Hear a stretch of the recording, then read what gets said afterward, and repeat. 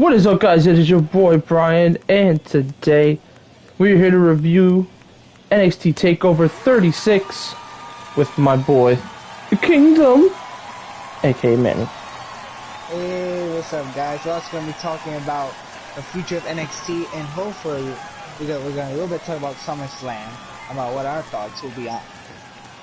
Not gonna lie, he didn't really watch the full show.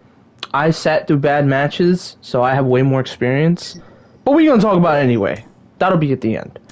But for now, let's get to NXT TakeOver. Now, before we start, I want to talk about my history on NXT and what basically my love of NXT for years now.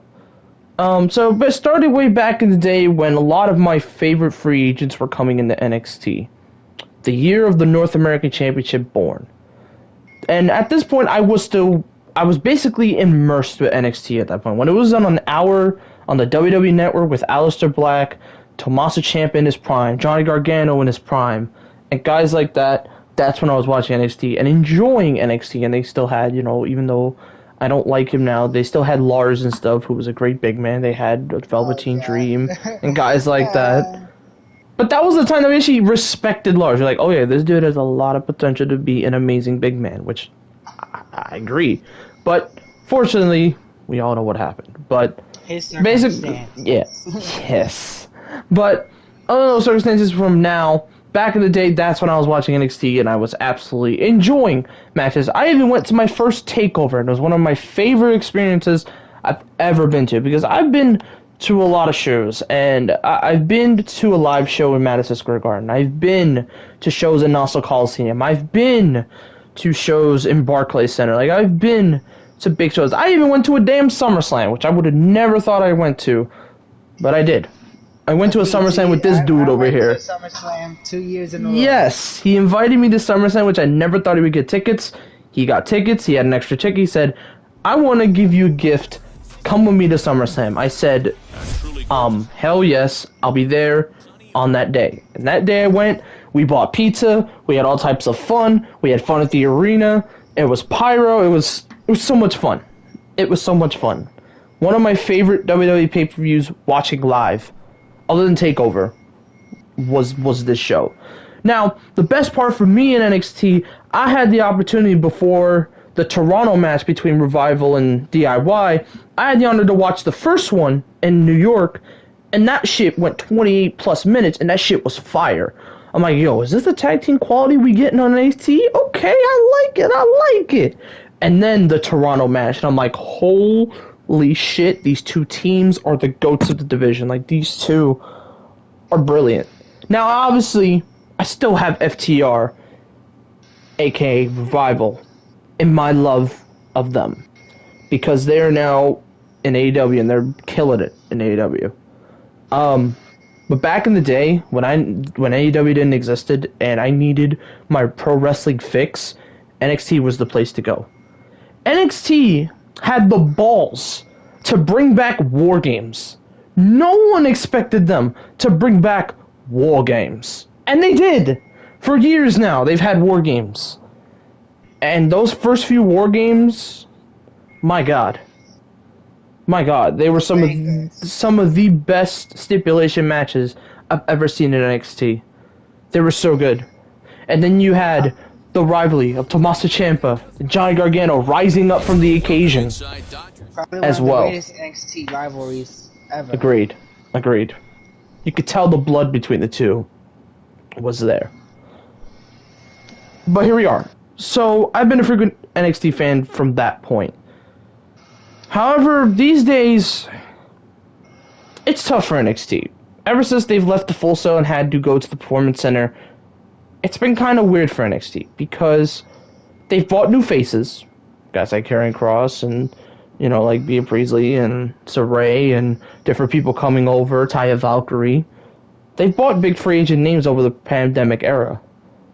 But it's been tough for NXT because they basically were stuck at the Performance Center forever. And now they're going to still be there forever, because their contract with Full Sail has officially ended. And they're not going to be able to re-sign their contract. So what that means is Full Sail NXT, which I think is still my favorite era of NXT, is unfortunately passed away, aka RIP. And it makes me sad because that's where NXT started, and that's where I fell in love with NXT. That's where I saw the Sami Zayns, the Adrian Nevilles, the Bo Dallases, the Aleister Blacks, the Shinsuke's, the Undisputed Eras, the Adam Coles, the O'Reillys, the tag team scene. That's where I started with NXT. But since it's been in the CWC, it has been really tough for me to watch NXT. I haven't been able to watch. Yes, for some reason the CWC crowd is like the worst crowd in like NXT history. I don't know what's wrong. I don't know if it's because they're like concealed. Like I never knew the answer. I never knew the answer. Because it's like they boo the person you wouldn't think they boo, but then they cheer the person you would think they would cheer. It's something. It's all I know. All I know is it's something. He'll be back in a second. But but I think the CWC crowd is definitely one of the worst crowds I've ever seen in the years of wrestling crowds, for sure. I've experienced the SummerSlam crowds and a WrestleMania crowd. He got a chance to go to WrestleMania. I've never been to WrestleMania, but he went. He went to WrestleMania. I went to WrestleMania 28. Yes. Where John Cena and The Rock were the main event. I think that was 29. Oh yeah, 29. Oh yeah, 29. My fault. Yep, 29. Because you went to the one in New York, right? You didn't go to the one in Miami. Yeah, MetLife. Ah, MetLife. That's the one. Yeah, you're right. Yeah. Which that was actually my first WrestleMania that I watched in the modern era. Because don't get me wrong, I've gone back and watched all the WrestleManias. My favorite WrestleMania is WrestleMania 17 with Stone Cold and The Rock. That will always be our favorite WrestleMania. And Undertaker Triple H, I remember that match. And then of course the Edge spot, of course. So that's still my all-time WrestleMania. But my first WrestleMania I watched in the modern era, other than watching a few appearances of Monday Night Raw and SmackDown at that point, mostly Raw though, because Raw was like the top tier show at that point. And they still had CM Punk, and they had D-Bry coming up, and stuff like that. That's where I really started. So, and that's where I actually, because I went to Nassau Coliseum to watch my first wrestling show, and the main event was John Cena versus Dolph Ziggler in a steel cage, and that was really fun. And Big E was a bodyguard at that point. He wasn't the Big E that we all know now, which is still really funny. And, like, I went with my mom, like, I just said, hey, let's try it out, let's see, maybe I like it, maybe I don't, it is what it is. But no, I enjoyed it, like, my parents liked the women, and I was more of, like, the men guys, basically enjoying, most of the guys, like, that's when Miz was, like, a really weird baby face. It was odd. Yeah. It was odd for the Miz at that point. But that's when Cesaro was U.S. champion, and now I have a lot of respect for Cesaro, especially from now.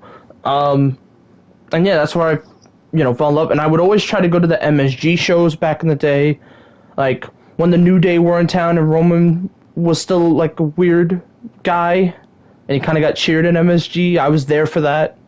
That was pretty funny. And that's why I got a chance to see Seth Rollins for the first time. I got to see basically all the new guys. I saw Ricochet for the first time. Like, I saw a lot of people. I saw a lot of people when I went. So I've been to those kind of shows. So, I've been to NXT takeovers, and I still love them. I still remember them vividly. And I got the special privilege, before we get into this review, I have the special privilege to see Bobby Roode's glorious entrance for the first time. And my God, it was beautiful. My God.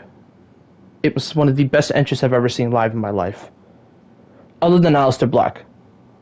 It was insane. It was absolutely nuts. But that's kind of like my small history on NXT, and I've respected NXT for many, many, many moons. I've respected NXT. But recently, what they've been doing with NXT, it's not the brand's fault. it's the higher ups higher than NXT. They've released so many guys that I love from NXT. For example, Bronson Reed was one of my most rising stars as a big man going to the main roster. Released them. They released Bobby Fish, who used to team up with Kyle O'Reilly. He's unfortunately gone. And they let a lot of my favorite NXT guys go. And it still hurts.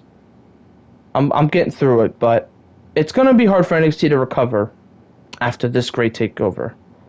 Now, is this in the epilogue of takeovers? No. It's actually nowhere close.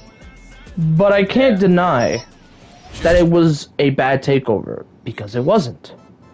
It was a very good takeover. But it's hard to swallow a pill that you know you can't swallow, because all of your favorite guys are basically gone. And it hurts. And there's like nobody left. No. There's rarely any good guys in NXT. And it's sad. And now hearing what they're going to be doing with the guys, and hearing that they're going to be like, oh, do you want to, let's not use these vanilla midgets. Let's use these big guys. Like, Someday. Come on, man. That's not cool. Yeah. That's not cool. You're basically disrespecting the talent that basically made NXT great. Yeah, I think they're definitely disrespecting them. For what reason? I have no idea why. Like, these guys made NXT, your product, your developmental product, good, and you want to take that away. Why? Because they did better than the main roster? Agreed. I blame one person and one person only. Nick Khan and Vince McMahon. And now, please welcome. But it's mostly going to be Nick Khan. Montgomery. Reason why I blame Nick Khan? Because he's been the new guy in charge, supposedly. Yeah. Am I right? Yes. He's basically the new guy that does all the cuts and everything. Your attention, please. Which, I'm sorry to, the people he's fired, but he has done a very poor job in his role as a president, supposedly, and his role to be the one releasing all these great talents. Mm-hmm.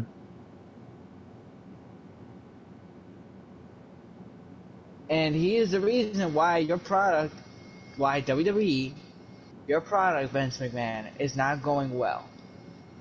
He is the main cause for your failures. But no, you blame other people and say that AEW is not competition. When you're gonna think that they're gonna be competition when they take all your talent away. Which? Calm down for a second. I know you want to rant. Yeah, go ahead. I'm not trying to bring AEW in this conversation. I'm trying not to. We'll only bring it up once, okay? Because this is NXT's time. We'll bring it up once, okay? Okay. Alright, but finish. But anyway, overall NXT, do I think this was a good takeover? Yes. Was it one of their best takeovers? No. I think this was one of their best. I think that this wasn't one of their best takeovers, but it was definitely a good takeover. The Dragunov and Walter match was really surprising of how great it was. Which we will talk about that. We'll get in detail on that when we get there. So now that we talked about our history and our future with NXT, which we'll talk about more of the future later, let's get to this card. There's no pre-show or anything, so we won't go over the pre-show or anything. No pre-show match or whatever. Right to the main card. We started off with Cameron Grimes and Eli Drake, aka L.A. Knight. Now, I actually really like these two. These two are some of my favorite guys that are not doing any title match storylines. These two are kind of just doing like a really goofy feud, but being very serious at the same time. So I actually really like that. They're kind of bringing more funny segments, but still having that seriousness in the ring, which I enjoy. So But overall, this was one of their better matches they've had in their series, and it's some great stuff. And I think this is a huge win for Cameron Grimes. Straight to the moon! Like, this dude is amazing. I love Cameron Grimes, and his future is really bright. If they book him right, his future is very bright, because Cameron Grimes, aka Trevor Lee, which I followed him many, many moons ago, doing well for himself. I hope that continues with him at LA Knight, and some great stuff, man. Just great stuff. Yeah, I mean, I gotta agree with the same thing. For sure. Great stuff. Hopefully, he comes back. Hopefully, he's in the big picture now, the North American title scene. Agreed. I do hope that. Hopefully he gets that push, but we don't know because of this new supposedly management that's supposedly, gonna be in charge of NXT. Yeah. But we will find out soon. But what I'm gonna do is, I don't know if you're gonna probably do the same. I'm probably sure you might agree with me. I'm gonna watch NXT for maybe a month or 2 weeks. If anything bad happens, then I'm gonna have to not watch NXT. But I am giving it a piece of thought. I think that's fair. About if anything will change for NXT. I think that's fair. If they do surprisingly well, then I'll continue watching. But I'm only gonna watch NXT for a month. If they do bad, then we'll see what happens. Right. So what do you think, Brian, about that? I think I should agree with you. I think I'm gonna watch NXT for about a month and a half. Watch highlights if I miss any shows. See what's interesting. If there's nothing interesting, and it's kind of just all over the place, and they have no build for the tag team scene, and they have no build for the North American, and everything like that, then I'll stop for sure. Now, I think I want to say one really, really odd key factor with this card: no North American, no tag titles. None of those matches were on this card. Yeah, no cruiserweight title either. So this was a very small card. There was none of those titles on this card. Which, those are kind of ideal titles, but that was their choice. But yeah, but no, overall, first match, Cameron Grimes, Eli Drake, aka LA Knight. It was a good match. It was good. Alright. Next, we had the NXT Women's Championship. Raquel Gonzalez versus Dakota Kai. Now, I don't want to be critical on these two women because these two women are amazing at what they do and they're great athletes. And I love them for who they are and everything. But I'm sorry. This match was really boring to me. I just couldn't get behind it. Their chemistry was not there. Something felt really off, and I just couldn't get behind it. There was no really memorable spots, really, to be honest as well. I mean, there was a cool powerbomb ending spot to end the match off the top, but other than that, there was nothing really interesting either. I just couldn't get behind it. I don't know, I just couldn't get behind it. And I really want to because I really like the NXT women's, but the recent storylines they've given them, I can't get behind them. I can't. And I get it. Girls like Shotzi Blackheart and Tegan Nox, who should not be in the main roster at the moment, are already up there. But yeah, no, I just couldn't get behind it. So, but I'm sorry to say that was the worst match of the night, and not in a bad way. It's just I thought it was boring. I couldn't get behind it. Gonna be honest, couldn't get behind it. Yeah, to be honest, I think this is definitely the weaker match in NXT. In the takeover match, I do believe that. And I just think that it was just slow and it had no chemistry, honestly. But overall, I think this was definitely a weak match. Not gonna say nothing else. What's next Yeah. for Raquel? I have no idea. Besides, but we did get a surprising return. Oh, yeah. Kaylee Ray. At the end, Kaylee Ray appeared from the NXT UK. She was one of the longest reigning UK Women's Champion before Satomara took it from her. She was at the top. And she was basically the one that NXT women were basically hunting down for in the UK division. But she's coming down to America to express herself. So, it should be interesting there. I hope those two have way better chemistry than what her and Dakota Kai had, which, sorry, Dakota, I actually really like you, but, sorry, just being honest. So yeah, so overall, probably the boring match of the card, and it just didn't work for me. So, sorry, women. Alright, now, time to give full praise. This was the match of the night, match of the year candidate, and this just had everything. This was probably the best match in the CWC. This was really good. This was a masterpiece. Ilya Dragunov versus Walter. It definitely delivered. Now, must explain. These two have fought before. A lot of people thought this was the first match. This was not the first match. The first match they had was in no crowd in the NXT UK, where they just returned back to TV, but they had no crowd. But it made the match even more intense. You could just hear how loud Walter and Ilya Dragunov's chops were. Like, they were loud. Like, you can hear his chops piercing off of Ilya Dragunov's skin. If you saw their chest after that match, my God, it was bright red. Bright red. And it was the same here. But the difference was this one actually had a bit of a crowd. The first match did not have a crowd.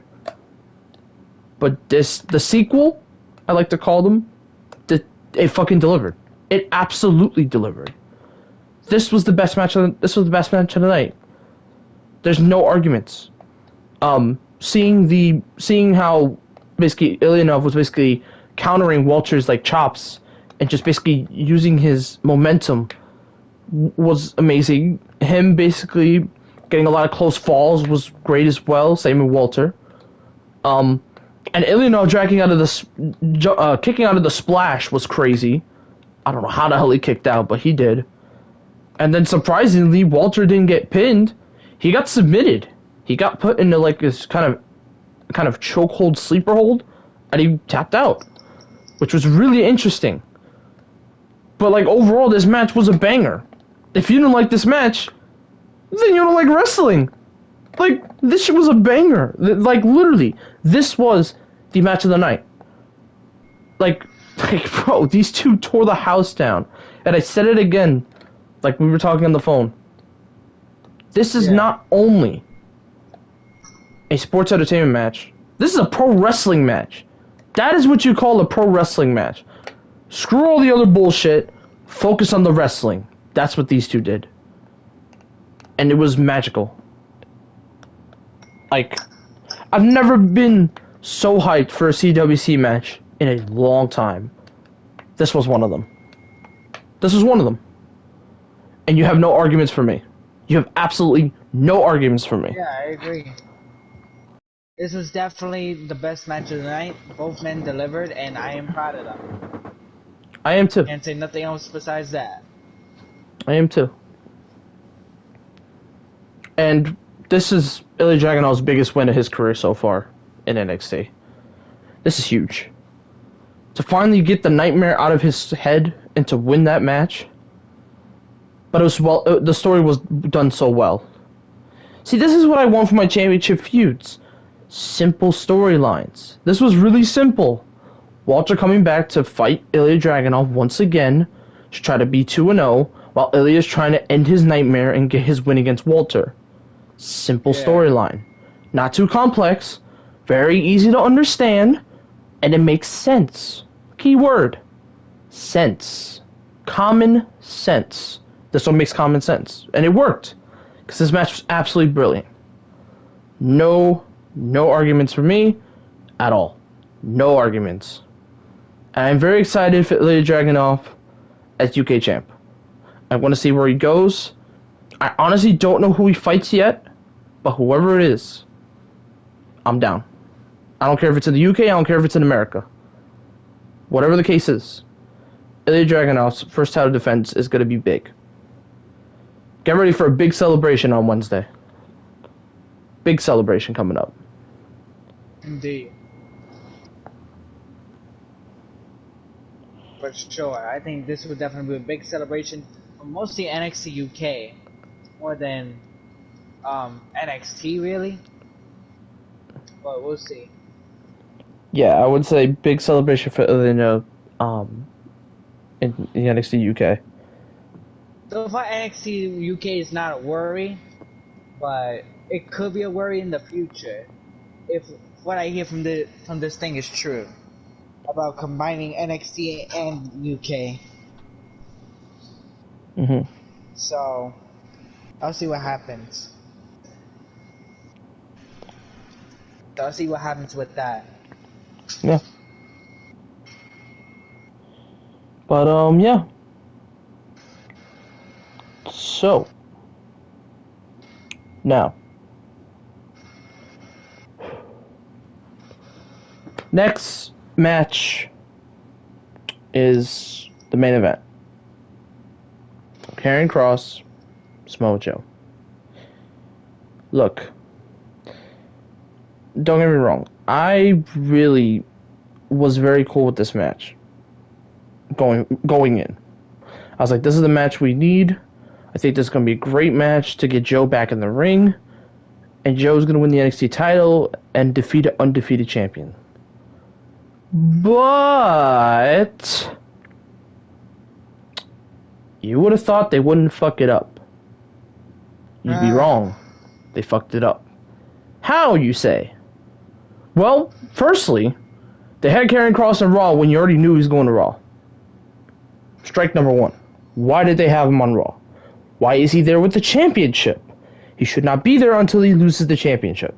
Why is he on Raw? That's number one.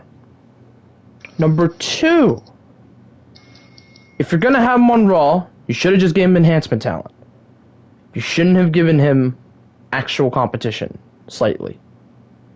Because you knew they were probably going to put him up against an opponent that he should win against. But no. He had 3 minutes in the ring with Jeff Hardy. And the keyword, which comes to my third point, he lost. He lost all of his matches on Raw except one. How the fuck does that happen? All you had to do was to bring him up, let him get some wins on Raw, and then get ready for his match with NXT against Joe. That's it. But no. You made him lose. Which, no disrespect to Jeff Hardy. No disrespect to Mr. Keith Lee. No disrespect to none of them. But how do you make the NXT champion lose on Raw? How? Actually, how do you make the most dominant man in your roster lose? In the NXT brand, the face of NXT lose. Just like that. When you build their champions to be future main eventers for WrestleMania. Or for the big shows. Explain that. Am I right or am I right?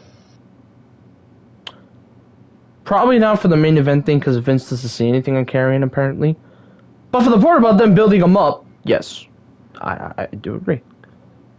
He's the champion for a reason. And I get it. He's technically a two-time. But he got injured. If he didn't get injured the first time, this probably wouldn't be an issue. But he got injured. Which, hey, injuries happen. What are you going to do? Yeah. Injuries happen. But, come on, man. You built him up for so long. You had him have a long reign. And then you just make him lose on Raw? On his debut? Yeah, that makes... I don't know what type of sense they had with that part, but... It was their ridiculous call. I even say going in win this match because I already knew Joe was probably gonna win. I was like, yeah, Joe's probably gonna win, but he's gonna be undefeated champion. And be like, you know what? That's the perfect guy to beat Karrion Kross. Because Samoa Joe could take back his reign as NXT champion and take that division by storm. But you made Karrion Kross lose. You made the champion at the time lose. And that's a problem. That's not how that works. Because going in, everyone was hyping up Karrion Kross is the undefeated champion going against the legendary man himself, who's making his in-ring return after a year gone, Samoa Joe. And now that all looks weak because he lost.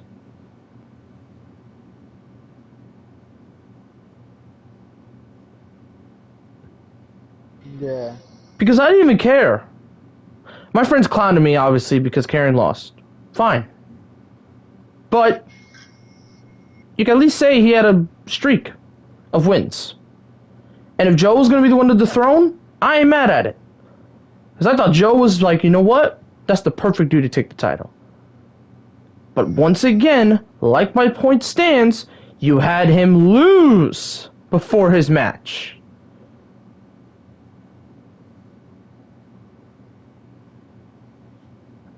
I'm completely speechless about that.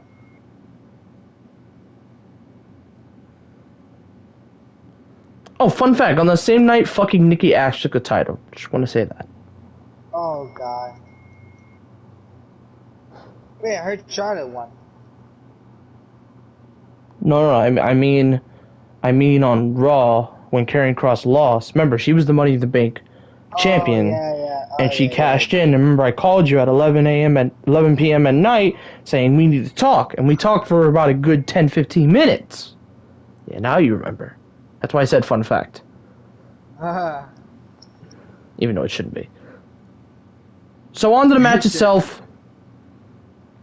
It was good for what it was. It was a good starter test for Joe. Joe definitely started a little slow. He started to get back in there. He's trying to get back in ring shape. I feel like he definitely gained a little bit. But that doesn't mean he was necessarily bad. Because he wasn't. Yeah, no. Samoa Joe looked like Samoa Joe. Which that's what you want to see. Authenticity. You want to see that old school Joe. And that's what we got. You had him do the classic, one of my favorite inseguris in the corner. You had him do the Uranagi in the corner. You had him do the jabs to the face, which I thought was really good. And you also had him do like the senton. It just worked. And Karrion, who's also a really big dude, I feel like their chemistry was really good with each other. There was no like miscommunication or anything. It had way better chemistry than the Dakota match, and they worked around each other pretty well. Really well. And of course, Joe basically brought back the move that I never thought he would bring back. The Muscle Buster. Crazy. And he got the win. So, no arguments here. Except, obviously, Kross losing before this. But, really, other than that, I really do want to be happy for Joe. But they fucked up Karrion so bad, it's almost hard to be. But I really want to. Because it is Samoa Joe, and I really like Samoa Joe. I'm in a weird spot with this match. I'm such in a weird spot with this match. Because I really want to be happy for him. But it's hard for me because he lost on Raw. I don't know. I honestly don't know how to feel about this match. It's not that the match was necessarily bad. That's not my point. The stuff between the match, between the beginning stages of the match and the champ going to Raw and stuff, that's where it's messing me up. And like, should I even be happy for Joe? Should I not be happy for Joe? Like, I don't know. I'm so torn. I really am. I'm torn. So I really want to be happy for Joe, but I also can't. Yeah, I agree. Like, it's like you want to be happy for Joe, but it's like they ruined Karrion so much that you just can't. You can't be happy that any of your good stars, that one of your best stars on NXT is now supposedly nothing now.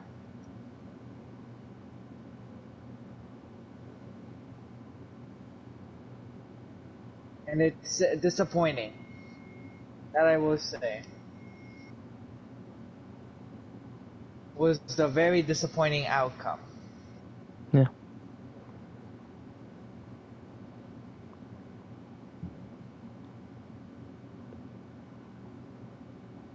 But overall, I think it was definitely a good match.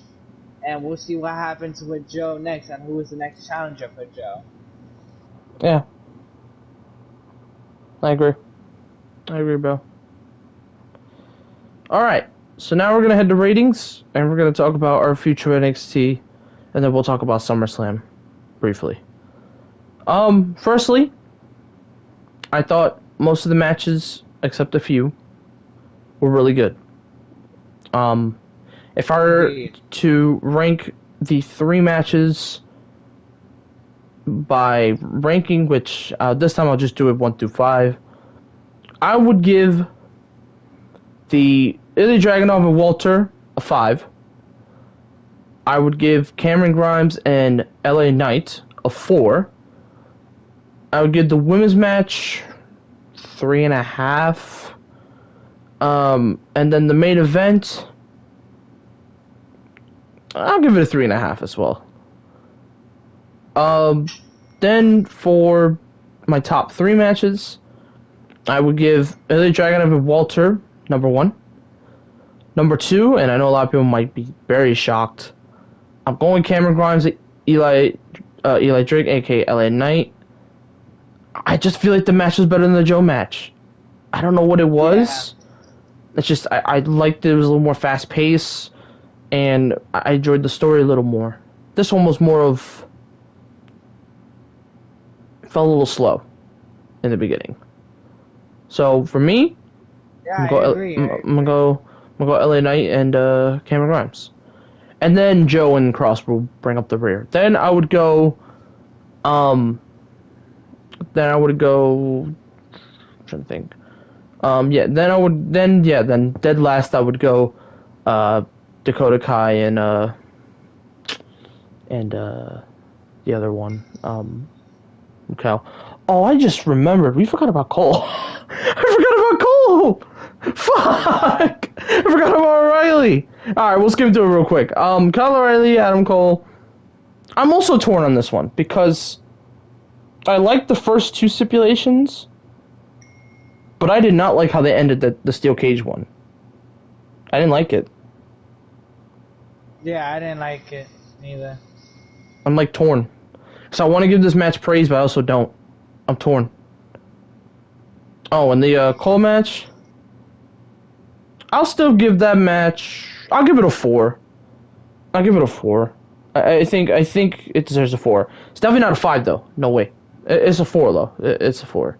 It's not better than their Street Fighter had, and it's not as better as their Great American Bash 1-on-1. So. For sure. But just want to say, whatever Cole decides, because Cole's officially a free agent now after SummerSlam, whatever he does, full support. Full support for Adam Cole. Full support. No negativity, no anger, nothing against whatever Cole decides. Full support. You get my full support. You get my love. You get full support, because I love Adam Cole. He will always be in my NXT heart. Always.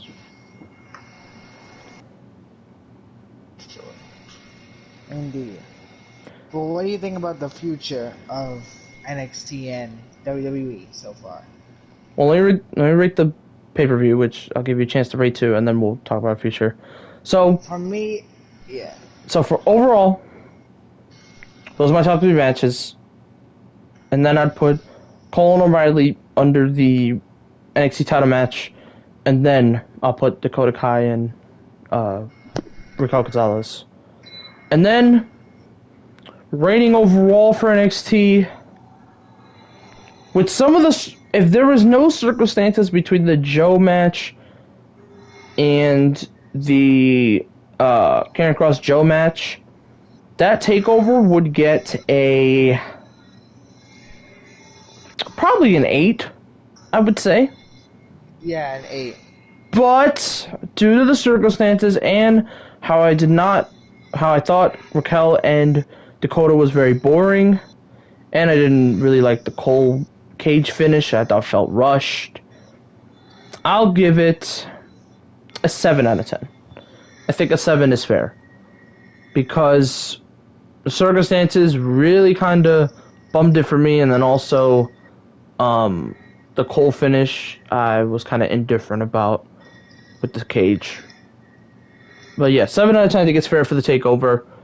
Not the best, but still a really good takeover for what it was. And also, obviously, my match of the night obviously is Ilya Dragunov and Walter.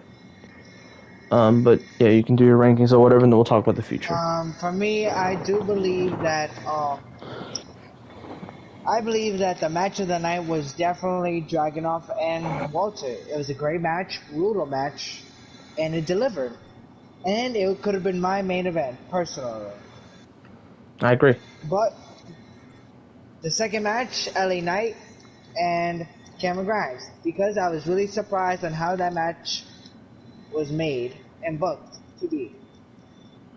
So that will be my second match of the night. My third match, if it wasn't for, like Brian said, the circumstances, the match would have been at least at number 2.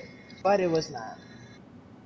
But it was still a good match. So I'm gonna have to go with Samoa Joe and Cross as number 2.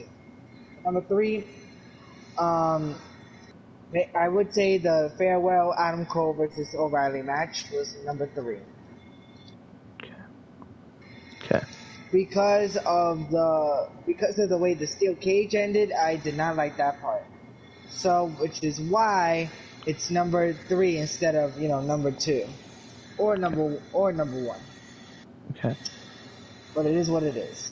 Overall, the pay-per-view, to me, this was about to be an 8, but I think I'm gonna have to give it a 7. Okay. So we both agree, a 7.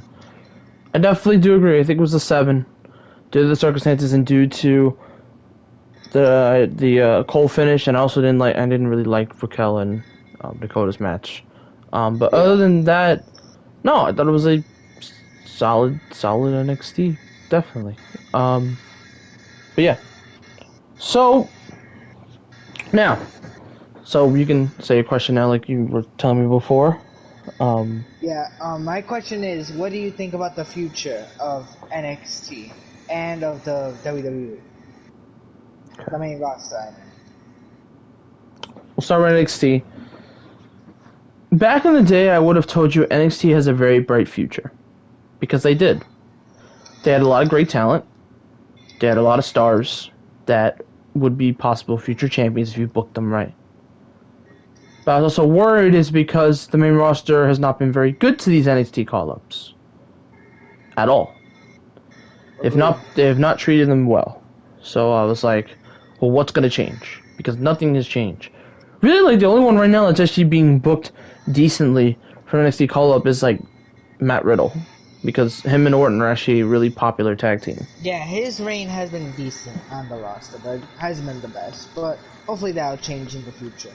I feel like when him and Riddle split up and we get heel Randy again, then we're gonna get a real nice angry version of Riddle, and maybe we'll get the awakening of Matt Riddle that I know from NXT. So, but when that comes, which I know it's gonna be a long time before that comes, that's the only other person right now that's actually doing really well in NXT call-up.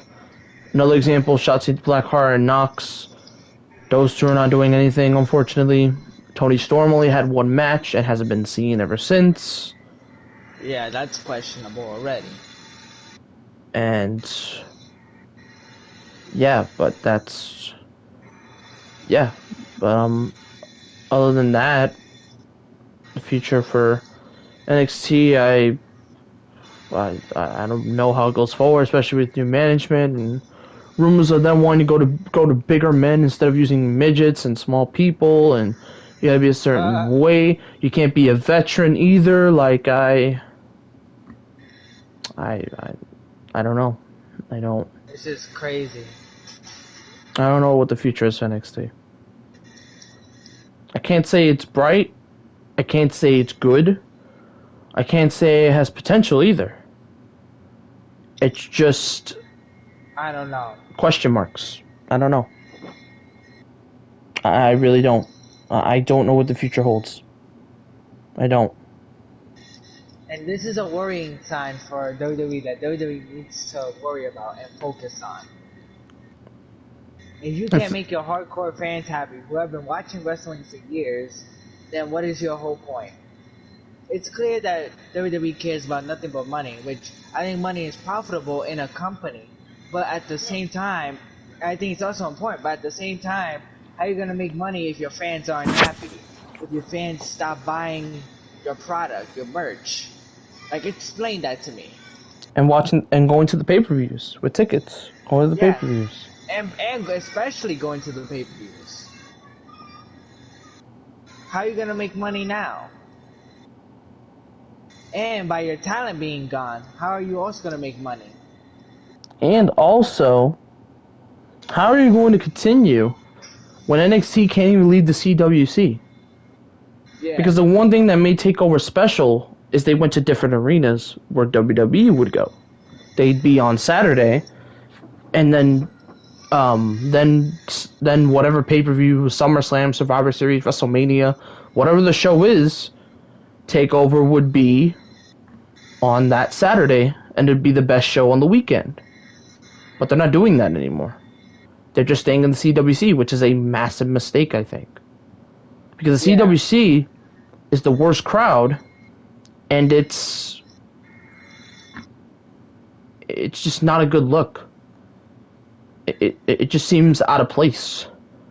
It doesn't look like the classic NXT that I know. Because the classic NXT, I would be like, yeah, they're in the Full Sail arena, but they sell out the Full Sail arena and have excellent matches on TV. But for this NXT, one, it's 2 hours, which I don't think NXT needs 2 hours. Two, NXT and the CWC is a mistake because there's like, it's no point.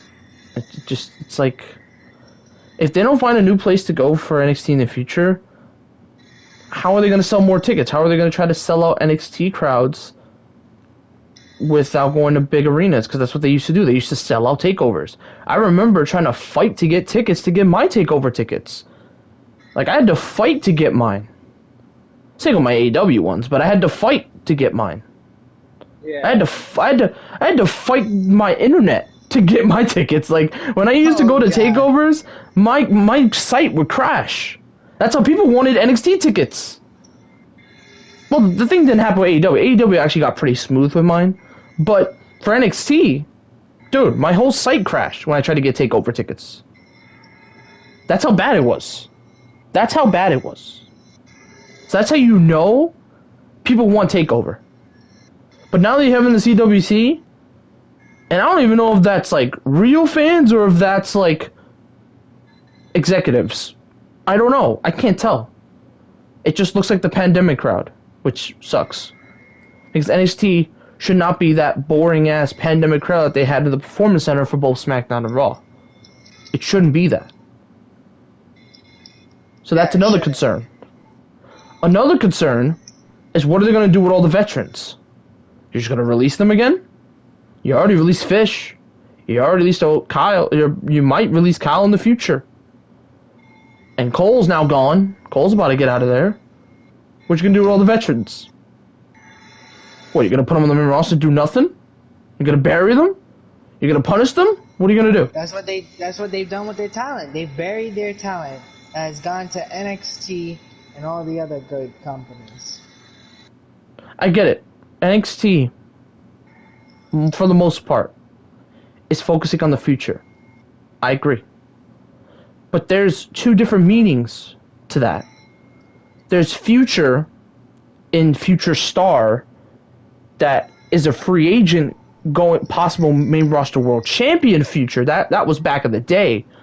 But now the future you're thinking of is people in the Performance Center who don't have any experience going on NXT TV television and trying to rebuild that way. Which, that's what the PC's for. Like, you don't need to have two yeah, you can have developmental, but you're basically making NXT look like the shit developmental place, but that shouldn't be the case. That shouldn't be. NXT should be the place for the hardcore fans. That's what NXT should be. For the hardcore fans with great people. That's what NXT was back in the day. You had your hardcore wrestling, and then you had your sports entertainment wrestling. It's that simple.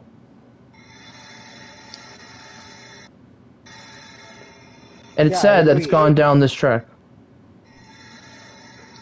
Because now, I don't even know what the future is. I don't. But I can officially say this. And as my once favorite podcaster says, the NXT that I knew is dead.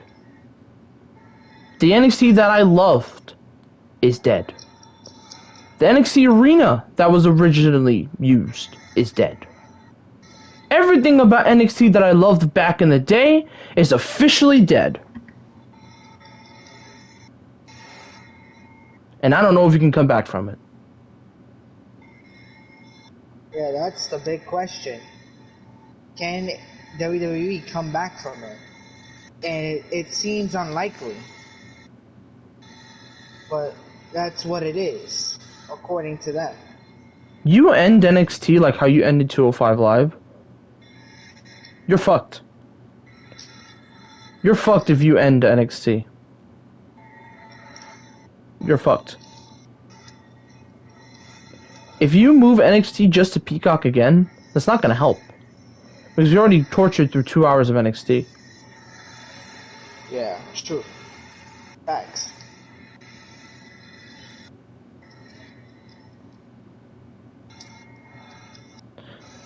And me and Manny have made a pledge. If NXT is not good in the next month, Yeah. we will stop. We will only watch a few highlights of good things, and that's it. Everything else, we don't care.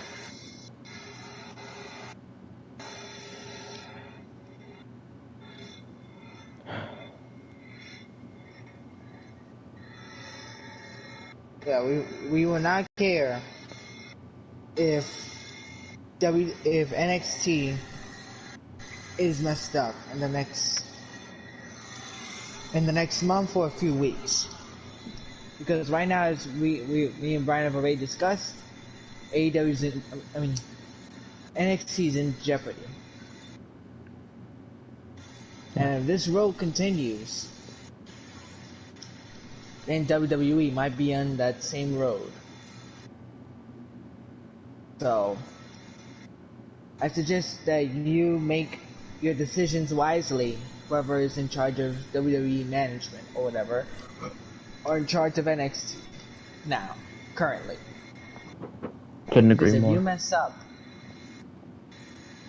then you are in trouble. And people are saying that AEW has won the war. It will definitely win this war if you do not. If you keep on doing the same mistakes you have been doing. That is it.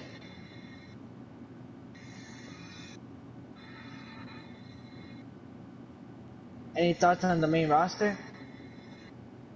Before we end this? Guess we can go into SummerSlam. Guess you could brief over it.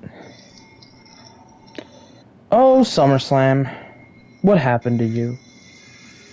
It used to be a time where I could actually be excited to be a wrestling fan. It used to be the time where booking wasn't awful. You was the time where you made decisions right.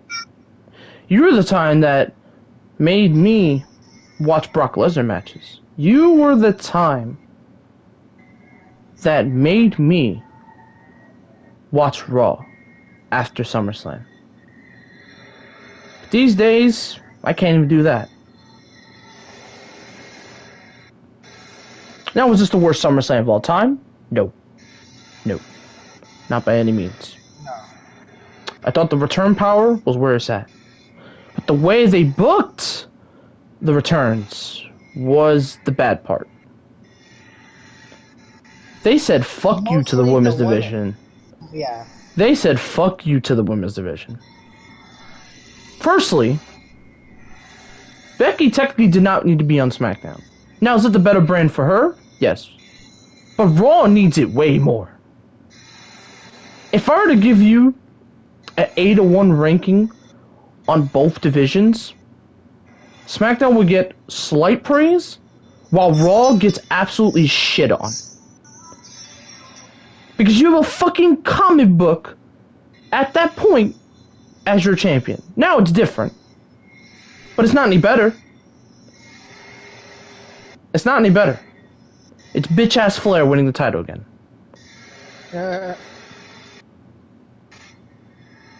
And I can honestly care less.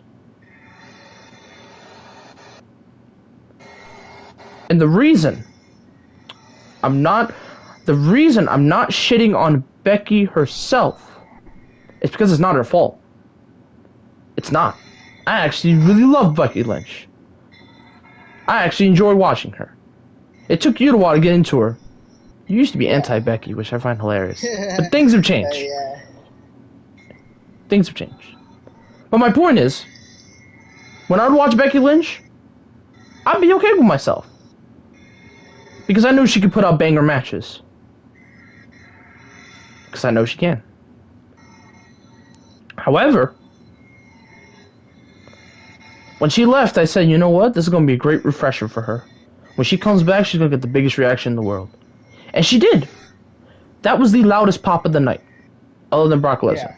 That was the loudest pop of the night. The loudest pop. Which is great. People love Becky Lynch. But the way you booked it, you just said fuck Bianca Belair. Which is hurtful. Because don't get me wrong, I've been a bit hard on Bianca Belair on her run.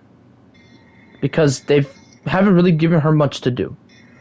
Really, the only matches they've given her is obviously Banks.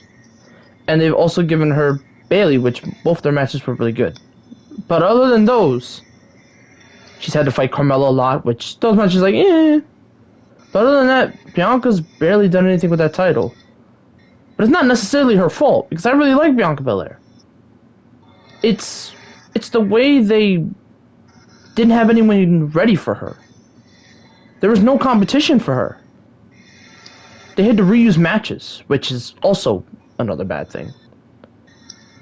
So now to bring in Becky, which everyone's like, oh yeah, we bring in Becky to fix all your problems. That's not how that works.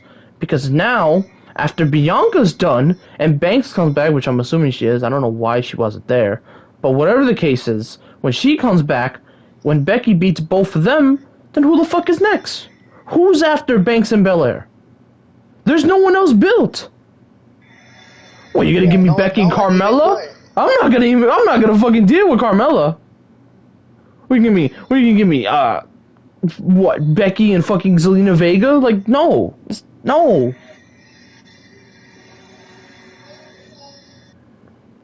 Yeah, it's sad that they did that to the women's division. That I will say. The only other person I know that is jumping up and down right now is a name that I don't talk around many. But he is the only one that's happy about this. Because he's the one who's just mad that she beat Banks at Mania. That's his crush. Even though it's not really his boyfriend, his girlfriend, but hey, you know. It's not. My point is, he's the only one and a few of the people that are happy about this. They're happy that Becky's back. Yes. But everyone's mad that Bianca got fucked over. Which they should be. They should be. Because Belair's been built up for so long. Then she finally wins the Royal Rumble. Then she wins the championship. And everyone's like, oh, now everybody get a step in the right direction. No. They did nothing with both Rhea Ripley and Bianca Belair. Which is just sad. But Bianca got the worst of it. And at first, I thought Rhea was gonna get the worst of it, but no. Bianca got the worst of it, which is sad. Yeah, I agree. She really did get the worst of it. This proves that they don't care about women. That's what WWE has proven. That they do not care about the women. They don't care about their tag division, even though, RKO Bro was a good win for them, but still, I believe that they do not care about any future stars. And that they're all about the money. This is why WWE is not in a good place.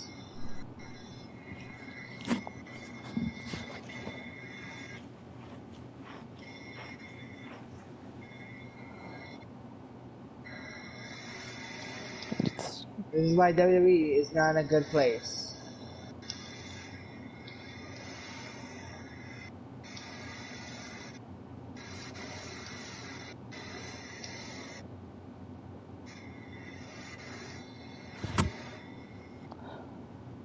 Ooh.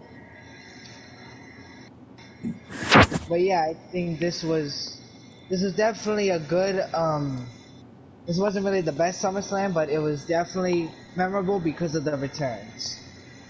Yes. What did you think about the Lesnar return?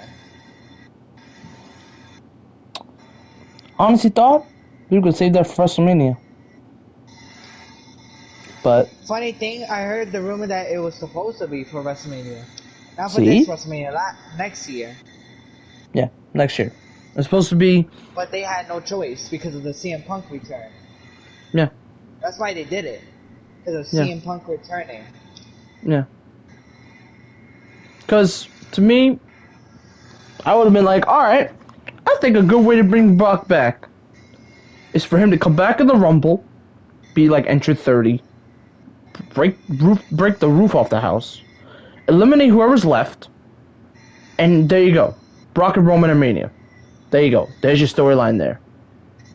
But now that there's... And also, I want to keep this in mind. There is no pay-per-view for October, because they moved Hell in a Cell to June. Just want to put that out there. Because originally that would have been Hell in a Cell. But now, it's fucking Crown Jewel. Are you telling me you're gonna do Brock Lesnar and Roman Reigns at fucking Saudi Arabia? You were smoking if you're gonna do that. Yeah. You're smoking if you're gonna do that. Because actually, weirdly enough, the next show this year is fucking Extreme Rules. Hey, you said it was next year? No, no. Next show is Extreme Rules. Oh, yeah. Yeah. Which is odd. The whole fucking schedule is odd. They moved Hell in a Cell to June, which I don't know why you do that. Then you have Money in the Bank. Then you had SummerSlam, and now Extreme Rules, and then Crown Jewel, and then Survivor Series. If you think Brock Lesnar is in it to just be back in the wrestling, you're right and wrong. I think he's in it to get the interesting thing between him and Roman. Because I think the key thing for this feud, if they are going to feud, which seems like they are, is Paul Heyman. Because Paul Heyman managed both these guys. He managed Roman this year, and now he's been managing Roman, but he used to manage Brock Lesnar. Well, that's what I mean. That's the interesting part. You could really build a storyline of Heyman making a decision. Does he stay with Roman, or does he see what Brock has? Like, you could do something really interesting with that. So, I'm not mad at that intrigue. Unfortunately, I feel like it's just a desperate move. Not to say it was a bad desperate move, because I do kind of want to see this version of Roman versus Brock. I do want to see that, but I would have waited. I would have waited until like Royal Rumble, and it set that as your WrestleMania match. Remember, Roman's division is probably the strongest division in WWE right now. You have Brock. You still have Finn. And you still have a lot of names who have not fought Roman yet. And you have more names coming up that could possibly build up to Roman. So Roman's division is fine.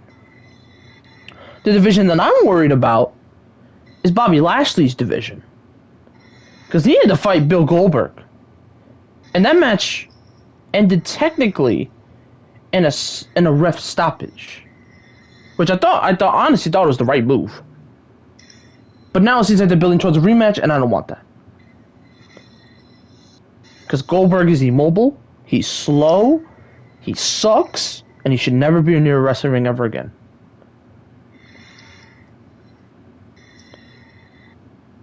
Yeah. So for the main roster, I'm just gonna say let's see where it goes. Doesn't mean I'll be watching the shows weekly, but I'll watch highlights, I guess. Yeah. For Raw this week, I'm just gonna watch highlights. I'm not gonna watch the full show. If there is an announcement that Brock Lesnar will be on the show, I'll watch the Brock Lesnar segment and then I'll probably just move on, probably. But that's only if. If not, then I won't watch it all. I'll just watch highlights, and I'll ask friends how it was, because they're diehard, so they watch whatever. But me, I'm more of just what was good, what was bad. So. Yeah. That I don't know. For Raw right now, it's not. It's still, you know. It's still trash. Now, if Brock Lesnar's gonna be in the show, then it'll be interesting. Because to be honest, Raw needs the backup. Raw needs the support. Now, I understand you wanted to put Becky Lynch in the equation for SmackDown, but at the same time, Raw needs the support. As for the return and what they did to Bianca Belair, terrible. I feel like that she did try. I think she was probably the most trying champion. I believe she tried to be a champion. But no, they took her away. They took it away from her and they disrespected her with a quick victory. This shows that they don't respect women's wrestling. Yeah. As for the Bobby Lashley and Goldberg situation, I do not care. I'm glad that Goldberg is not champion anymore. But I'm scared because having a rematch. I am worried for the rematch. Yep.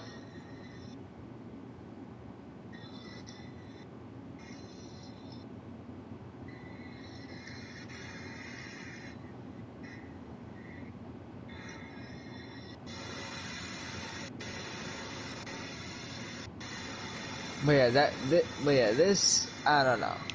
Oh yeah, you want to hear the tag match for Raw? Rhea and Nikki Ash with Baszler and Jax. Oh, great. But one good thing is they're having the Arcade Bro celebration, so that could be fun. But yeah, other than that, yeah, no fuck Raw.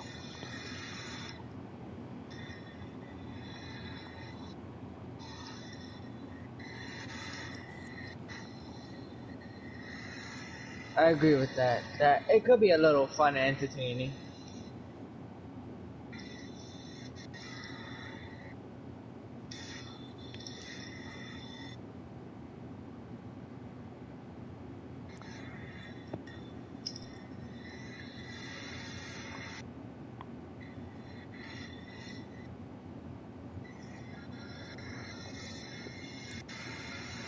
But yeah, really, I don't know what's next.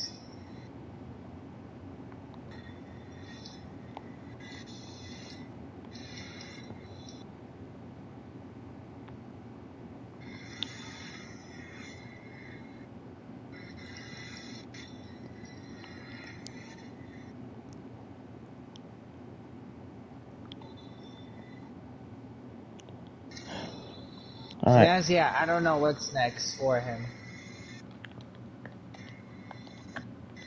I don't either. But all right. Anyway, guys, that'll do it. Thank you, guys. Thank you all for joining us. Hopefully we'll And see you guys soon. yep. See ya.